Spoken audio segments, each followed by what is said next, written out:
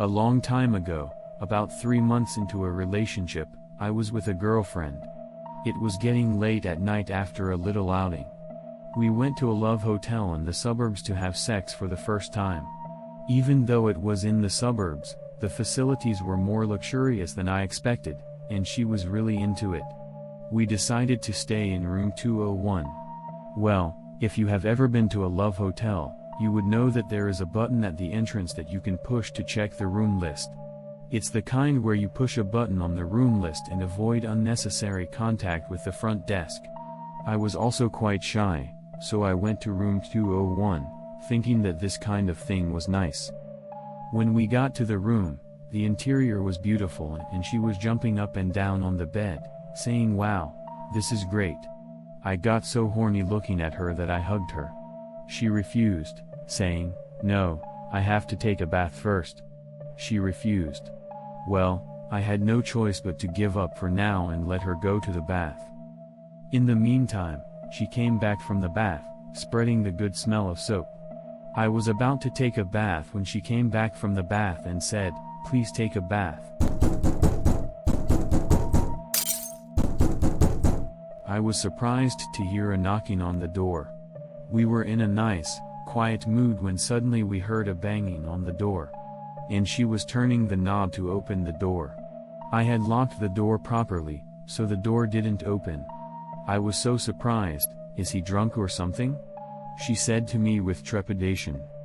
Surely, considering the time, a drunken person must have the wrong room? I thought to myself. I thought, well, if he's drunk, he'll be quiet soon, until he goes away. I patted her head to avoid scaring her as much as possible. I thought to myself how happy she would be if she would be smart enough to stroke the tent between my legs. Then about 5 minutes later, I thought she would go away, but the knocking of the drunken-looking person still hasn't stopped. We thought they would go away soon, but we also thought, this is a bad idea, isn't it? We decided to call the front desk. Immediately, "Yes, this is the front desk." I was connected by a man's voice. "Excuse me, there are people outside banging on the door and turning the knob." I complained, feeling disgusted by the pounding noise, which has not stopped even now. Then the front desk, like they knew what they were talking about, said, I'm sorry." I said, I'm sorry, it's room 201, isn't it? I'm sorry, but that room, how should I put it? When people with a strong psychic sense enter the room, the spirits come out, well, the spirits. I heard it will stop in a little while, but if you don't like it, I can change the room. I thought it was a drunken prank.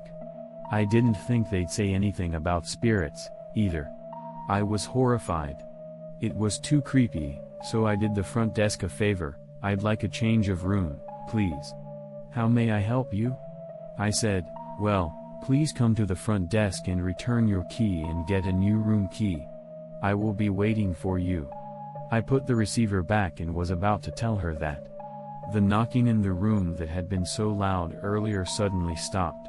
She sighed in a huff as things quieted down. She sighed and said, "Well, you're finally gone, so what happened with you and the front desk?"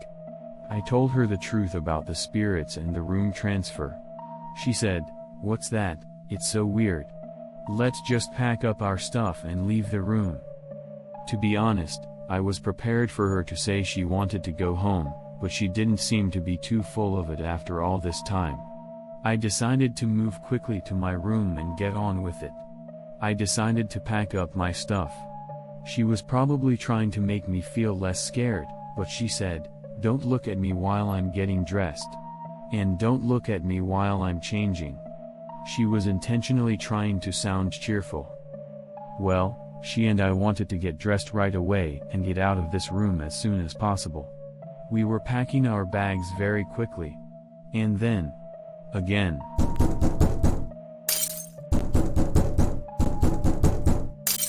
I could hear it coming from outside my door again. Why again when I was about to leave the room? I thought. I looked at her and thought, I don't know what to do.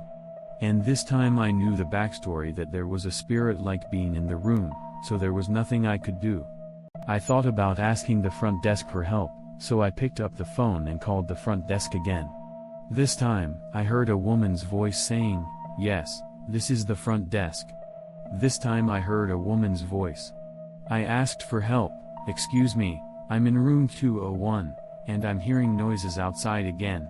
I asked for help, and she said, "Yes, the wake-up call is at 7 a.m. I understand." I don't know what that means. I was thinking, what? I was thinking, no, what I'm saying is, I want you to get your ass over here. No matter how many times I told him the same thing. "Yes, the wake-up call is at 7 a.m. I understand." "Yes, the wake-up call is at 7 a.m. I understand." "Yes, the wake-up call is at 7 a.m. I understand." They only repeat like a parrot. It got so creepy that I put the receiver down for a moment. I put the phone down, checked the number at the front desk again, and tried to call. The same woman's voice again. "Yes, the wake-up call is at 7 a.m. I understand." I threw the phone away and hugged her, holding her in my arms as she was scared. "Just be patient, she'll calm down soon," I said, and kept thinking in my head what I should do. Then, this time, from the curtained area to the right of the door, too. I also heard a tapping sound on the window pane from the curtained area to the right of the door. What? Aren't hotels like this usually covered by walls to prevent people from seeing them from the corridor? I thought to myself, I'm not sure, but I'm going to go over there and flip the curtains. I still think about it now. I regret that I didn't pull back the curtains at that time. I flipped the curtains and saw a window. I couldn't see much because of the polished glass, but it was obvious. I could see a couple of childish people banging on the glass. I often hear the expression, "I'm going to lose my backbone," as seen like this, but seeing that, I understood what I meant by lose my backbone. I can't see their faces, but it's a love hotel, and it's the middle of the night. And it's the middle of the night, and there's a bunch of childish things banging on the glass. Behind me, she was screaming high. And she was screaming indescribably. I was so upset that I went back to her and hugged her. I had no other choice but to chant a Buddhist prayer that I usually don't believe in. How long had it been since then? The banging outside still showed no sign of ceasing. No, there was no sign of cessation, but the banging on the door had obviously changed. Then, "Are you all right, sir? It's the front desk. Our guest couldn't come in, so we're here to see you." When I heard the familiar voice I had heard earlier, I guess I really thought I was saved. Well, my strange experience ends here. I thought that the front desk staff didn't think I was here because I didn't come to the front desk even after hours had passed. I heard that the front desk clerk thought that I had not come to the front desk for hours, so he rushed to room 201. "What time is it?" I asked him what time it was, and he replied, "It's been about 3 hours since you called."